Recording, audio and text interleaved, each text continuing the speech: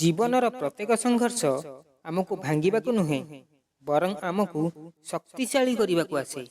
ଭଗବାନଙ୍କ ଉପରେ ବିଶ୍ୱାସ ରଖ, ତାହେଲେ ସମସ୍ତ ଅସମ୍ଭବ କାମ ସମ୍ଭବ ହେବ।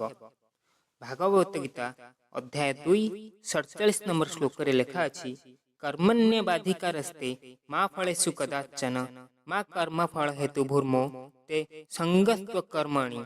ଅର୍ଥାତ୍ ତୁମର କେବଳ କର୍ମ କରିବାରେ ଅଧିକାର ଅଛି, କିନ୍ତୁ ଫଳରେ ନୁହଁ। ଫଳକୁ ଲକ୍ଷ୍ୟ କରି କାମ କରିବାନି, କିନ୍ତୁ କର୍ମକୁ ଛାଡ଼ିବାକୁ କେବେ ମଧ୍ୟ ପ୍ରେରିତ ହେବାନି। ଜୀବନର ପଥ କେବେ ସହଜ ନୁହେଁ।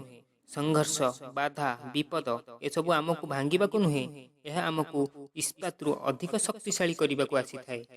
ମନେ ରଖ, ଭଗବାନଙ୍କୁ ବିଶ୍ୱାସ କର, ତୁମର କର୍ମକୁ ସତ୍ୟତାର କର, ଫଳ ଆପେ ଆପେ ତୁମ ପାଖକୁ ଆସିବ।